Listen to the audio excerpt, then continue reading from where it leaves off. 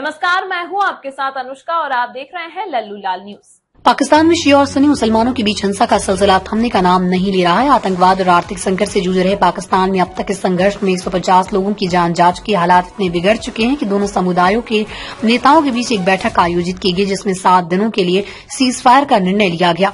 क्या है शिया और सुन्नी के बीच संघर्ष का कारण? पाकिस्तान में शिया और सुन्नी मुसलमानों के बीच ऐतिहासिक रूप से तनाव बना हुआ है। ये संघर्ष इस्लाम के शुरुआती दौर में उत्पन्न हुआ था, जब पैगंबर मोहम्मद के उत्तराधिकारी को लेकर मतभेद थे। समय के साथ इस मतभेद ने पाकिस्तान में गहरे धार्मिक और सामाजिक विभाजन का रूप ले लिया। शिया और सुन्नी दोनों इस्लाम के अनुयायी हैं, लेकिन इनके धार्मिक रिवाज, आस्थाएं और विश्वास अलग अलग हैं। पाकिस्तान में धार्मिक सियासत और उग्रवाद ने इस विभाजन को और भी बढ़ावा दिया है। हाल ही में पाकिस्तान के विभिन्न हिस्सों में शिया और सुन्नी समुदायों के बीच झड़पें और हिंसक घटनाएं बढ़ी हैं। रविवार को इन झड़पों में 21 लोग मारे गए, वहीं शनिवार को 32 लोग मारे गए, जिनमें से 14 सुन्नी समुदाय के और 18 शिया समुदाय के लोग थे। इन घटनाओं में आम नागरिक भी प्रभावित हुए। पाकिस्तानी अधिकारियों के अनुसार इस हिंसा में केवल धार्मिक मुद्दों का ही हाथ नहीं है, बल्कि राजनीतिक, सामाजिक और आर्थिक परिस्थितियां भी इसका कारण बनी है।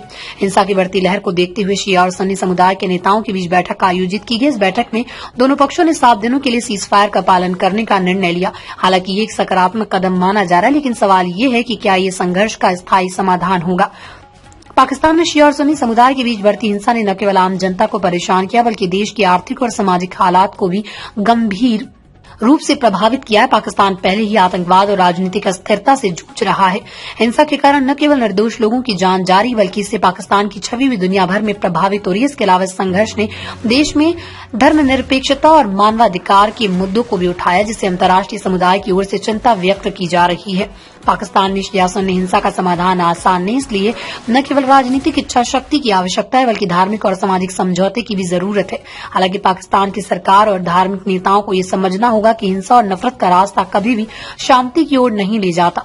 पाकिस्तान में शिया और सुन्नी मुसलमानों के बीच चल रही हिंसा देश के लिए गंभीर चुनौती बन चुकी है। पिछले कुछ दिनों में हुई मौतों ने स्थिति की गंभीरता को उजागर किया। पाकिस्तान को इस संघर्ष को समाप्त करने के लिए ठोस कदम उठाने होंगे, ताकि इस तरह की हिंसा को भविष्य में रोका जा सके।